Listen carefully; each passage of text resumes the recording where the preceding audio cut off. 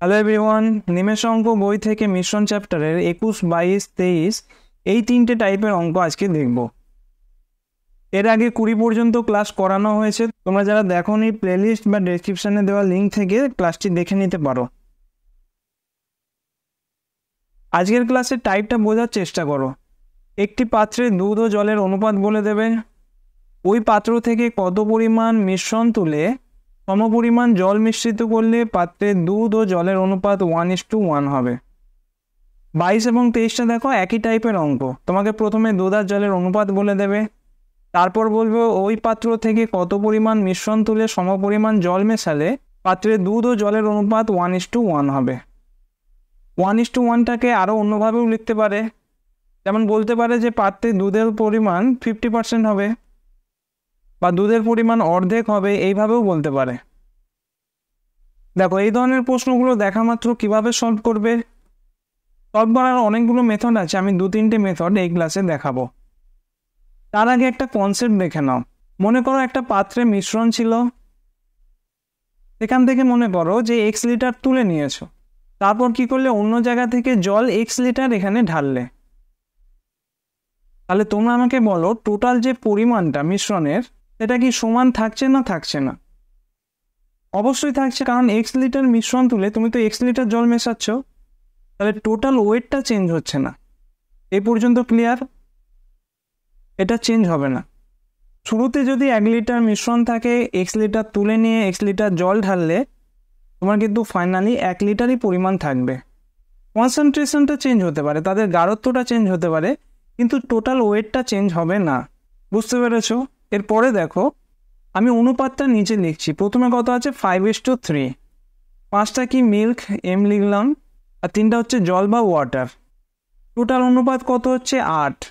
তাহলে এখনই আমি বললাম যে টোটাল ওয়েটটা যেহেতু চেঞ্জ হবে না, তাহলে x লিটার মিশ্রণ তুলে নিয়ে x লিটার জল ঢাললে তোমার কিন্তু 8 ইউনিটই পড়ে থাকবে। এবার তোমাকে প্রশ্নে কি বলেছে? দুধ আর জলের অনুপাত সমান। তার মানে এই অনুপাতটা কত হবে? 4:4। 1:1কে জাস্ট 4 দিয়ে গুণ করেছি। যারা বুঝতে পারলে না, আরেকবার দেখে নাও। প্রশ্নে তো দেওয়া আছে যে 5:3 দুধ আর জলের অনুপাত। তো টোটাল অনুপাতটা কত হলো? 8।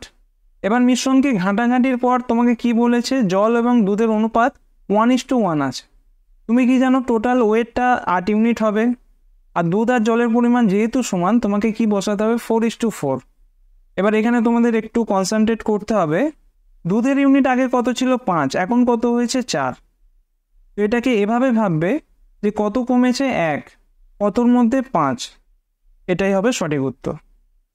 যেহেতু এখানে জল ঢালা হচ্ছে, দুধের সঙ্গে মিশ্রণের ডাইরেক্ট রেশিও হবে, সেই জন্য তোমরা এভাবে করতে পারো। দেখবে যে ইনিশিয়াল অনুপাতটা কত আছে? 5, আর কত কমেছে? 1। তাহলে 5-এর মধ্যে 1 কমেছে, 1/5। অপশানই হবে সঠিক উত্তর। এটা একটা মেথড।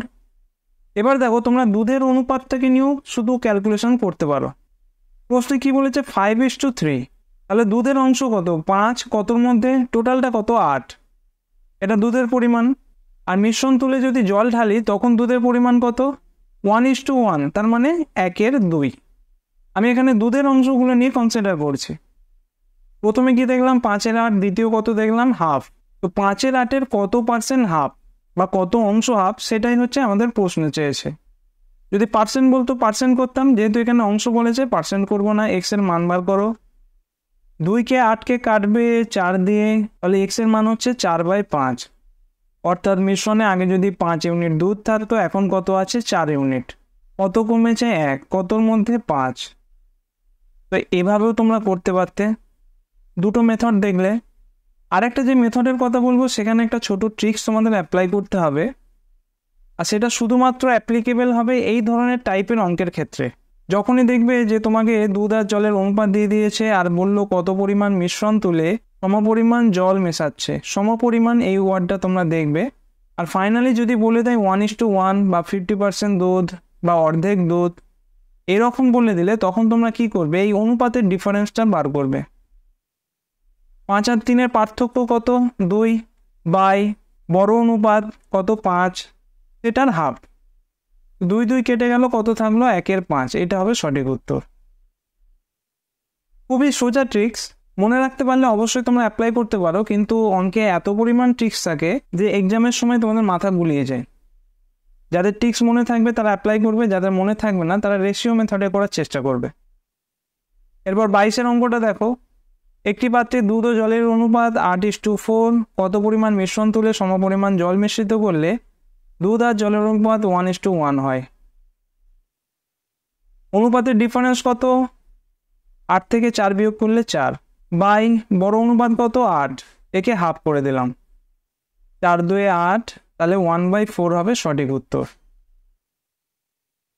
23-এর অঙ্কটা দেখো, দুধ ও জলের অনুপাত 9:6, কত পরিমাণ মিশ্রণ তুলে সমপরিমাণ জল মেশালে দুধ ও জলের অনুপাত 1:1 হবে। অনুপাতের ডিফারেন্সটা কত? 3 ইউনিট, বড় অনুপাত 9, এর হাফ করে দিলাম, তাহলে 3 3 9, 1/6 হবে সঠিক উত্তর।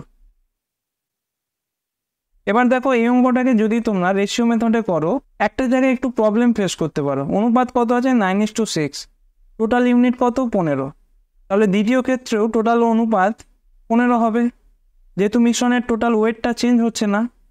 এবার 15 করতে গেলে তোমাকে 7.5 করে বসাতে হবে, এভাবেও করতে পারো। তাহলে প্রথমে কত ইউনিট ছিল? 9, এখন কত কমেছে? 1.5, তাহলে 1.5/9 হবে সঠিক উত্তর।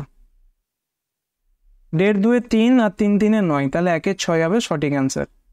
এটা একভাবে করতে পারতে, বা তোমরা 9:6কে 2 দিয়ে গুণ করতে পারতে, তাহলে কত হতো? 18:6 2 12। এবার দেখো এদের যোগফল হচ্ছে 30, জোড় সংখ্যা। ফাইনাল মিশ্রণের অনুপাতও 30 হবে, অনুপাতের সমষ্টি। এখানে তুমি 15:15 করে দিতে পারলে, মানে এখানে 7.5 প্রবলেম হচ্ছিল বলেই, প্রবলেম মানে অনেকের হতে পারে, তো সেই হিসাবে আমি এখানে 15:15 করে নিলাম। এবার দেখো আগে 18 ছিল, এখন 15 হয়েছে, কত কমেছে? 3, কতর মধ্যে? 18-র মধ্যে।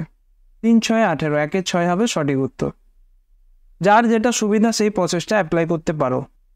আর এখানে তোমরা আরও একটা কথা মনে রাখবে, যে এই শর্ট ট্রিক্সটা অনলি তখনই অ্যাপ্লাই করতে পারবে যখন তোমাকে দুধ আর জলের অনুপাত 1:1 বলে দেবে।